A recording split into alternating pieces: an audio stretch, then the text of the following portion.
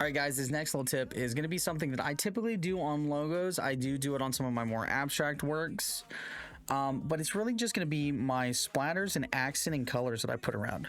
So all I do is go to brush. I find a brush that I want. This is my custom brush set.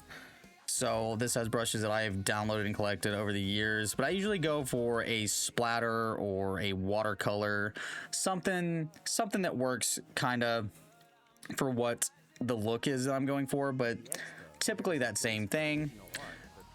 Pick a color that you want to accent with, either the reds, the pinks, something that's not the primary color but will look well with it. I'm gonna go with this blue. And then if you do your little drop down for your brush settings and go to shape dynamics, you can mess with your size jitter, which means every time you click it changes to a different size. I don't really mess with that too much. And then the only one I do is angle jitter, and I crank that all the way up, and you can see your preview down here how it turns. You can actually see my brush turn too. So what that means is every time you click, this brush changes directions and angles, so you get a varied pattern.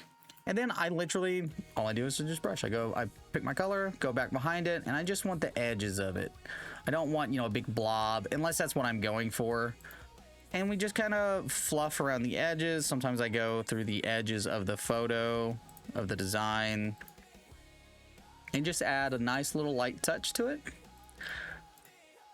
And you can either use that for color pop, for effect.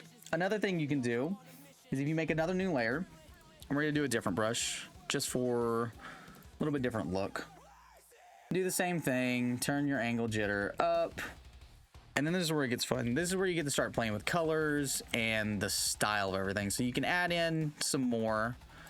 Don't be afraid to cover up on your logo. And then go over to your blend mode again. And I like to use color dodge a lot. Color dodge is great, or overlay. And you can see it kind of adds a bit of effect to it. And then of course, if it's ever too much, you can either mask it out or go back through and erase. Like, I don't want it all over her face. I don't mind it on the hood. And yeah, so play with your blend modes, play with your brushes, and you'll find awesome, cool little details you can add in that just really help accent and make whatever design you're working on.